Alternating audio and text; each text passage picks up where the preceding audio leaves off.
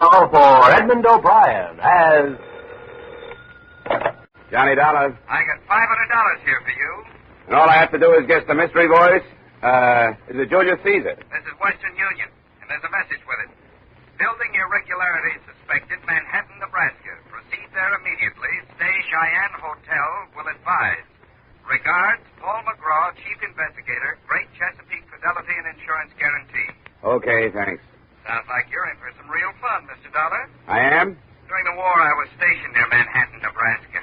Good town? Good town. It made a Texas Army camp look like the promised land.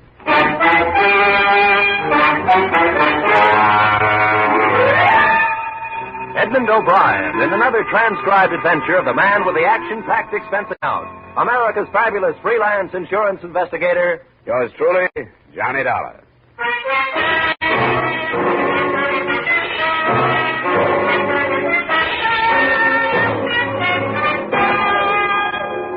Expense account submitted by Special Investigator Johnny Dollar to Mr. Paul McGraw, Chief Investigator, Great Chesapeake Fidelity and Insurance Guarantee, Hartford, Connecticut. The following is an account of expenditures incurred during investigation conducted on behalf of your company, or the story of the Big Red Schoolhouse. Expense account. Item, transportation, $134 plane fare, New York to Omaha. Item, transportation, $3.95 bus fare, Omaha to Manhattan, Nebraska, which a fellow passenger told me was a quiet, sleepy little town. But which seemed to be celebrating Rip Van Winkle Day as I stepped off the bus. Nobody was walking, and everybody was running. I followed the crowd in the general direction of the excitement. 2 blocks north of the main street, the fire crews were hard at work playing the hoses on what was very shortly not going to be the new high school building. And that's where a little man with black curly hair introduced himself. I am Paco Gonzalez. I carry those bricks myself. Watch fine new school grow up under my own hand. What's the matter? How come these buildings I worked so hard on for 16 months goes gone in 16 minutes, huh? I ask you, mister, how come this? Oh, now, calm down. What are you talking about?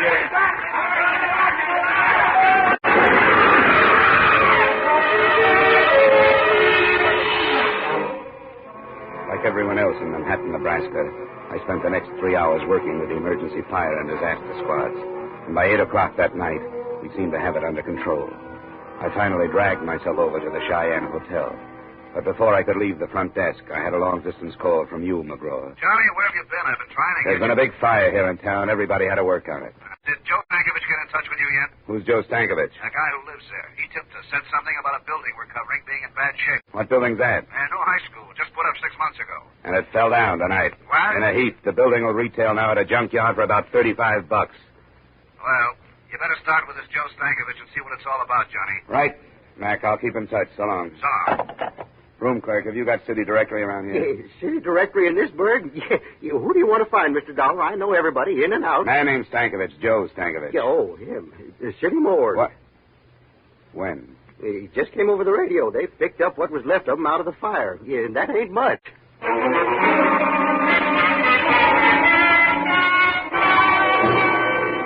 Joe Stankovich had no survivors and no close friends. He lived in the basement of the school and kept to himself. That was all I found out about him after asking questions around town for an hour or so. About 11 o'clock, I started back to the hotel. Turning a corner by an alley, 2 men in dark clothes were holding a third man in a tweed suit. The fourth man was giving him everything.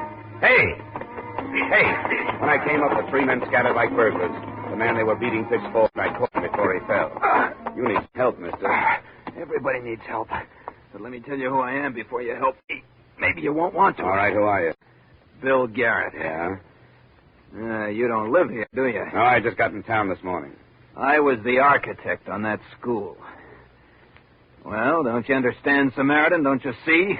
Those 3 men were a group of citizens. Their kids could have been in that school when it caught fire and collapsed. And I'm afraid they feel that I don't design especially strong buildings. His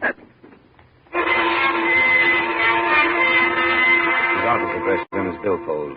I hailed a cab and took him over there, after stopping by a drugstore for bandages, iodine, and something to take off the chill. While I was patching him up, I remembered how he'd stood there without a sound while they did that to him. When he came around, I told him who I was and what I was doing there.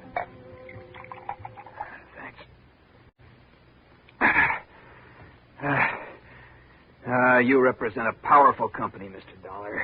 But you're wasting time. You'll learn nothing from anyone in this town. I kind of thought you might tell me something, Garrett. Yeah, of course. I could tell you every delicious scandal that's happened here for the past 30 years. Every exquisite depravity and violation of the sanctity of human intelligence. No, I mean about the school building. Well, I can tell you there wasn't any reason for those boilers to be fired today. That there wasn't any reason for them to blow up. But they did. Any idea why? Lots of ideas. And all of them bad, Dollar. Real bad. Okay, tell me. Look, I was raised here. I went to college over in Lincoln. And one day I came back an architect. I was going to make the whole place over. Nice buildings, nice streets, everything. You saw what happened. The school was my first big project. Yeah? I drew it 4 years ago, revised it a year later. And the city hired you? Better than that. I was so good, the day they broke ground on that school, I left for Paris to study at the Sorbonne. Then you weren't in town while it was being constructed?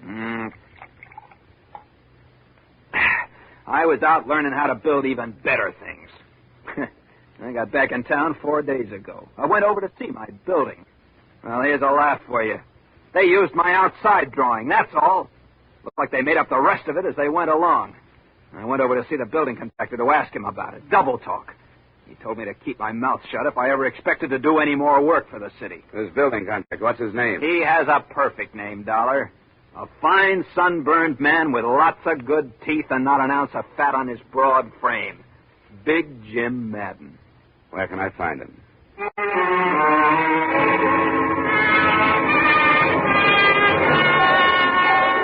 20 or 30 irate citizens of Manhattan had already gathered outside Jim Madden's home.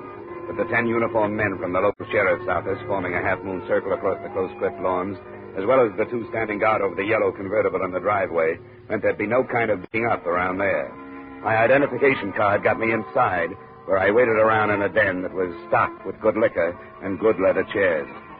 Finally, a big man in a blue suit walked in. Dollar? Uh-huh. I'm Jim Madden. You're the insurance man. What can I do for you? Tell me everything you can about that high school building. The city made a claim yet? I don't know. Uh-huh. You just happened to be in town. We heard something might be wrong with that building. Apparently there was. Now, who told you a thing like that? 2 boilers explode and there's something wrong with the building? Is that the way you people figure? We check into things. Well, so do we. We couldn't find anything wrong. Who's your we? Me and the boys. Officially with the city construction department. We just had a big meeting. Yeah? I figured those people hanging around outside ought to be worrying you. Well, they don't worry me and you don't worry me. Drunken janitor goes to sleep last night without turning on the boilers. The pressure kicks way up, the joint blows apart and burns down. That what you decided in that meeting? That's about it. It was a terrible accident, and we'll have to use an old garage or something for a school.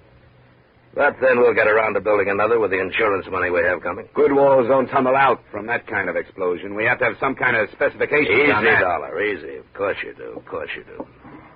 Anything at all. Yeah, there you are. All the building specifications on the high school, okay? That'll do for now. Good. Now you can get out of my house. You smell smoky.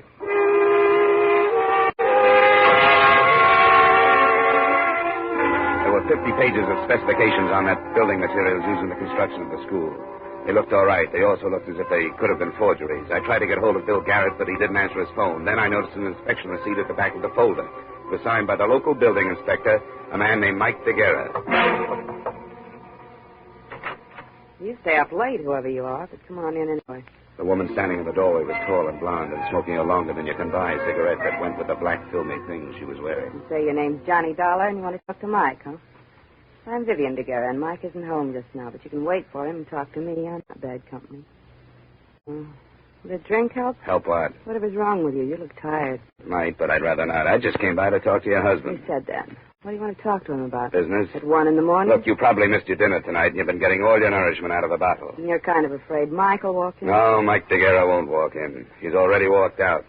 And you're feeling kind of sorry for yourself. Why, I didn't... A man, if he lives in a place, is an ashtray or a picture or yesterday's sports section lying around the front room. There's nothing like that in this room. And if I walked over to that closet 10 to 1, I wouldn't find any of his clothes. Come on, tell me. When did he land out of town? Stop, you're hurting my arm. Come on, when? 3 months ago. Get out of here. Why? Where is he? Find him and ask him. You're the detective.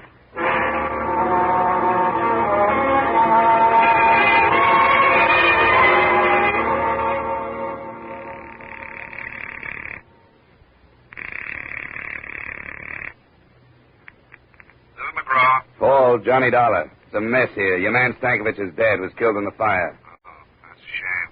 What do you think? Well, political wraparound. The school was a fix on something or other, dough somewhere. The town sewed up tight, all kinds mixed up in it somewhere. Yeah, that kind of thing, huh? Well, stay where you are, Johnny. I'm sending you 8 men. If they want to play that way, we'll play that way. Get to the bottom of this. 3 seconds after I hung up the phone, I found out how much of a mess it really was. That's when my hotel door opened and a man lurched across the room toward me. Dollar. He stood in front of me, swaying back and forth, his hands clutching his coat. He fell before I could get to him. 3 bullet holes formed a neat trio across where his tie pin should have been. I ran my fingers through his coat, pulled out his wallet. The driver's license read Mike Daguerre, age 39, occupation, building inspector.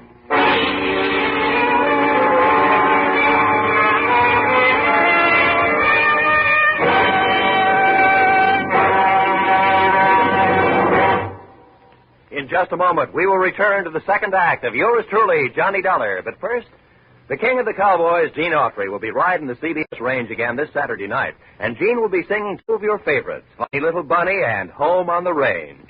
This Saturday, CBS also will take you on another trip with Vaughn Monroe's Caravan. You can hear them both every Saturday night on most of these same CBS stations. Vaughn Monroe and Gene Autry. Now with our star, Edmund O'Brien, we return to the second act of yours truly, Johnny Dollar.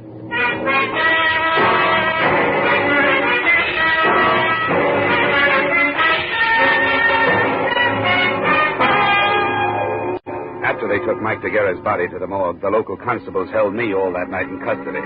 Several Cheyenne hotel employees, finding nothing better to do for excitement, finally showed up to certify that Daguerre had come into the hotel already shot up. So I was clean. And they let me leave a little after dawn. When I got back to my room, Paul McGraw's contingent of operatives had already arrived. There was Ralph Haycraft from Continental, Carl Royal, Chip Hannigan, who handled the St. Louis diamond heists, Patty Phillips from Detroit, Rocky Andresano, reliable Jerry Cotte, Tip Miller, Rod Cornile, and a guy who saved my life once in Denver, K.G. Peterson. Johnny, how are you? Hi, fine. Hey, how's everybody, huh? Chip, Patty, Ralph, good to see you. Chesapeake's certainly spreading the dough around. What's the scoop, Johnny? This is a big one. It's going to take all of us. Now, if you'll sit down, I'll go over it for you. All right, here's the story. Chesapeake insured a high school building here about 6 months ago. Yesterday, it fell on its face. 1, it was not built to specifications, or 2, somebody blew it down, or both. In any case, we don't pay off. But we have to prove our case. Now, there are too many leads for one man to follow before they evaporate. The guy who signed the building inspection papers was killed last night, a guy named Mike Daguerre. Carl and Chip, that's your job. Find out everything about him, his bank account, his friends, his troubles, his wife, everything. Oh, his wife, yeah, she's living at 113 South Street. You'd find a girl on Mount Everest, Johnny. Well, she's not my type, honestly. Robin Tip, your man is the building contractor, Big Jim Madden. He's cocky, belligerent, but I think you guys can handle him. Run him down. Bank accounts, purchase orders, what kind of money he spends, so on. Patty and Ralph, find out everything about Stankovich, the janitor who was found in the ruins. Rocky and Jerry, start talking with anybody in town who might know anything. Bars, restaurants, street corners, teachers, pupils, anybody, anywhere. And report back to me anytime you want. Now, don't push anybody around, but don't let anybody push you guys around. Anyone have anything to say? Yeah, just one thing. Let's get this thing over so I can get back to Philadelphia. I'm about to become a father.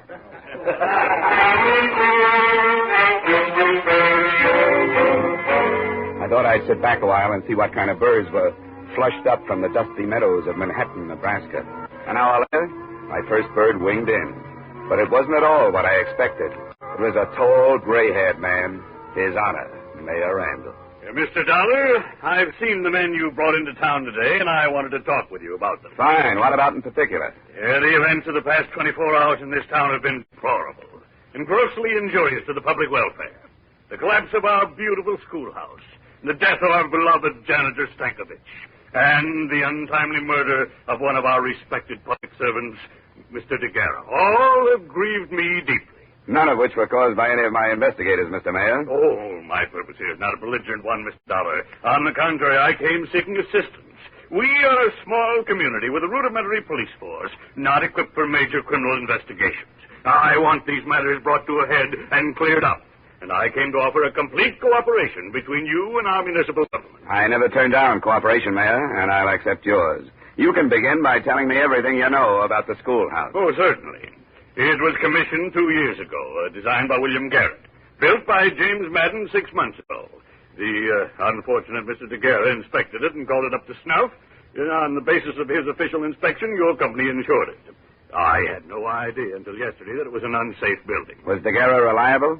I know nothing about his personal life, Mr. Dollar, but in his job he was competent and above reproach. He couldn't have been competent if he approved an unsafe building. Yes, I wondered about that myself, but I'm not prepared at the moment with an answer. Where are the purchase orders for the materials used in that building? The purchase orders? Yeah. Purchase orders. I can't seem to recall. Well, they were undoubtedly destroyed along with other useless paper matters that were accumulated from the construction work. Material purchase orders are never useless when the building falls down afterwards. If you find them, I'd like to be invited in. Well, I will certainly look for them, Mr. Dollar. I want to cooperate with you in every way. I'm sure you do, and you'll hear from me when I need something. Thank you, Mayor, and good day. Oh, by the way, the city council will, of course, have to file an immediate claim with your company. We take the bitter with the sweet. I pondered his statement for a while and got nowhere. There are mayors and mayors, and this one was of the old school, full of cliches and overblown rhetoric and nothing else. In a little while, calls began coming in from the men. Chip reported that during the building construction, Mike Daguerre had made 4 deposits of $5,000 each in the bank. His salary was $7,500 a year. I thought another talk with Mrs. Daguerre was in order and made for her house.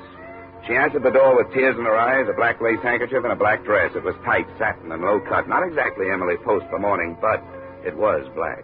Oh, Mr. Dollar, I'm glad you came. I'm so unhappy and lost. Yeah, I can see. May I come in? Why not? Is there anything special you want, Mr. Dollar? I'm sorry to cut in on your hour of bereavement, Mrs. Daguerre, but under the circumstances... I know. I'm not sure I can help you any. I'm so broken up. If you're not careful, you might drown in those tears. You cheap gumshoe. You dropped your act. Well, don't bother to pick it up. And that dance hall dress and shoes. Is that what you thought was expected of you? Look, this setup creaks from top to bottom. Come on now. Your late husband made $7,500 a year and deposited $20,000 in 6 months. Does that figure? I don't know anything about his money. All I know is the bank told me he only had $300 left. What did he do with it? What do you think? He spent it on other women. Then why the tragic act?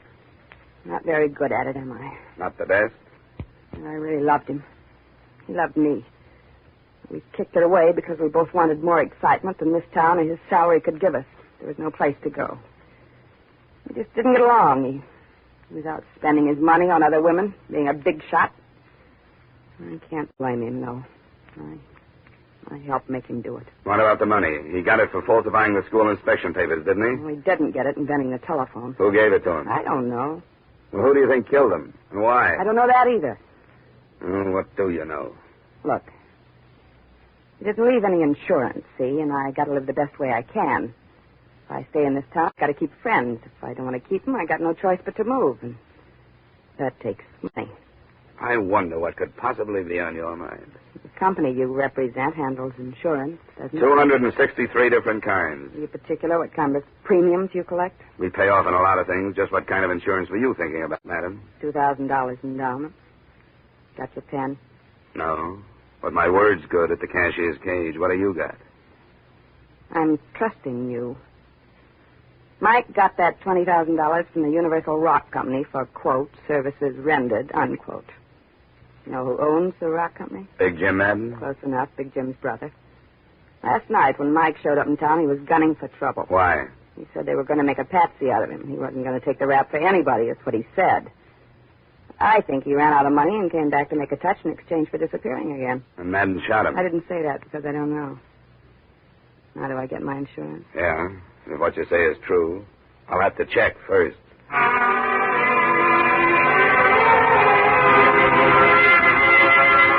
finally tore myself away from the grieving widow and headed back to the hotel in case any of the boys called. On my way down Main Street, getting the worst end of the local stairs, someone with a wrinkled coat and bourbon on his breath stepped out the doorway and stopped me. Bill Garrett, the architect. Dollar? Yeah, Garrett, what is it? I finally got up courage enough to do something decent. Decent for me, anyway. For anybody else, it would be too low to talk about. What was it? I'm not much of a lawyer, but they say there's a statute in the books that says a private citizen may commit a crime to prevent a greater crime from being committed and still go free. Is that right? Most states have it. I suppose Nebraska does, too. Well, I committed a crime. I'm a Fagin, that's what I am. So long, Garrett. I'm busy. Oh, now, Johnny, wait a minute. No. Just written on the head of a pin, it goes this way. I had a secretary in the mayor's office steal something from his private file. Here. The purchase orders for our humble contribution to ageless architecture, the Little Red Schoolhouse. Signed by no other spotless member of our model community than James G. Madden.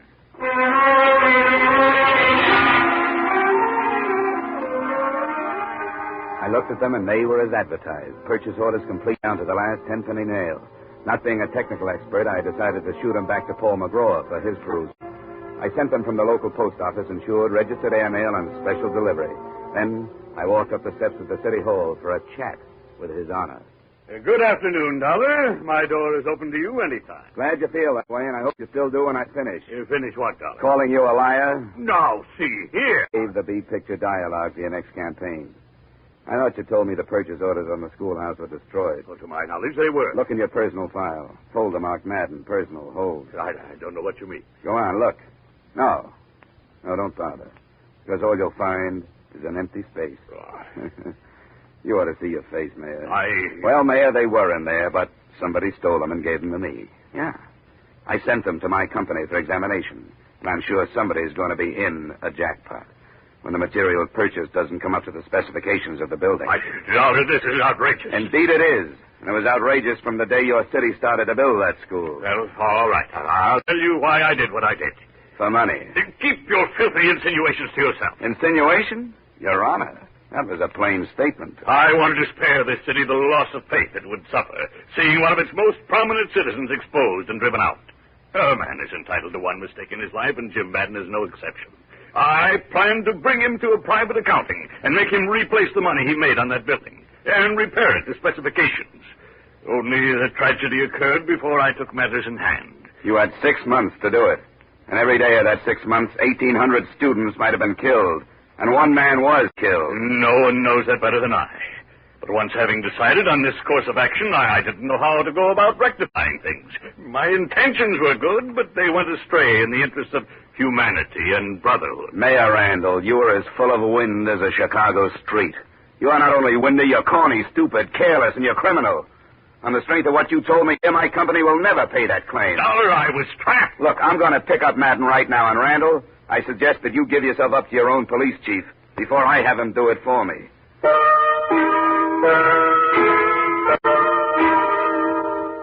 I raced back to my hotel to organize my men and pick up Madden. When I came in, the phone was ringing. It was Rocky Androsano saying he had 2 witnesses to the Guerra shooting. I told him to pick up the boys and come right over. I hung up just as the door opened, and 3 sullen characters with brick dust on their shoulders came in, uninvited. Want to come with us, Dollar? What do you need? 4th at Bridge? Come on. No, thanks. Guys, that'll do it. It was strictly no contest, and with one on each side working a punishing arm lock, I casually strolled out of the room and down the elevator to the street. We were coming out of the hotel when I saw Rocky, Chip, KG, Ralph crossing the street. My boys did real well, especially KG Peterson, who was in a hurry to get back to his wife. After we subdued the hoods, I said a few words to their leader. Don't ask me nothing. Sorry, this is quiz night. Madden sent you, didn't he? Never heard of him. You wouldn't do that by yourself. We're not proving that. Talk. Lay off. Lay off. Of course he sent us. Who else? Where were you supposed to take me and why? Why, I don't know. Where? The Universal Rock Company on the edge of town.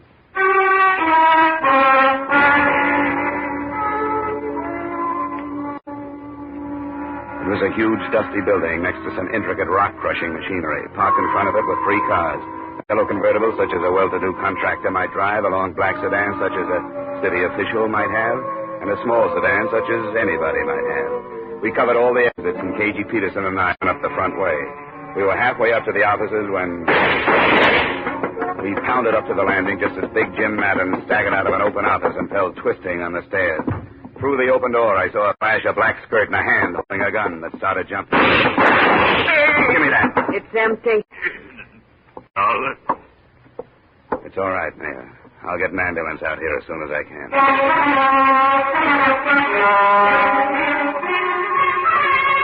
took Vivian Daguerre into custody. Randall was in bad shape, and he died 2 hours later. But before he died, he told me the whole story. It was my idea from beginning to end.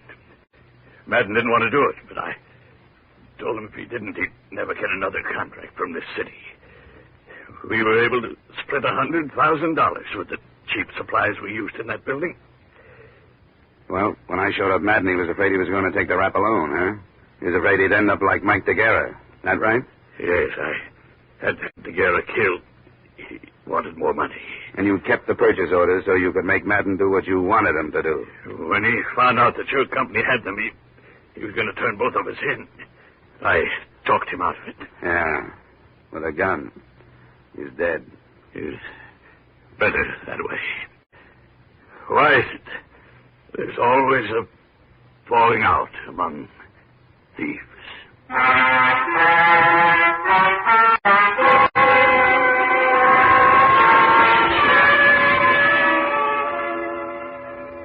That was the last question Mayor Randall ever asked on Earth. And like other men before him who had lived with deceit and treachery, Randall didn't live long enough to get an answer. It turned out he had an ex-wife in Detroit and a daughter living in Miami, but neither one of them claimed his body. His estate was tied up by the city, and the county buried him in Potter's Field, right next to another thief named Jim Madden. No one wrote anything on their headstones. No one cared. The reform city government was too busy floating a bond issue for a new high school. Bill Garrett's going to design it, and this time, I'm pretty sure they'll follow his plans.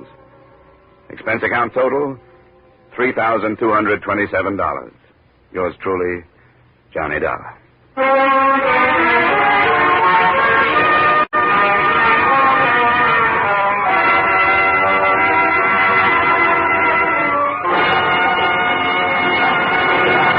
Yours truly, Johnny Dollar, stars Edmund O'Brien in the title role and was written by E. Jack Newman and John Michael Hayes, with music composed and conducted by Leith Stevens.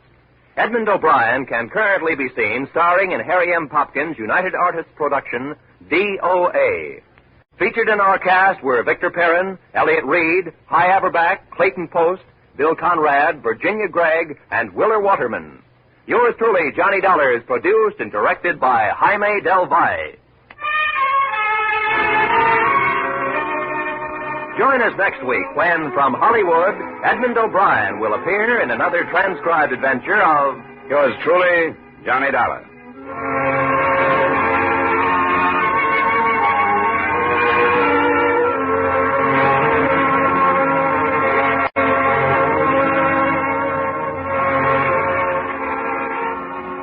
You can bet your life it's fun. It's a laugh a minute. You can bet your life it's full of surprises. It's radio's craziest quiz show, and you bet your life it'll be one of your favorites when you join Groucho Marx every Wednesday over most of these same CBS stations for You Bet Your Life.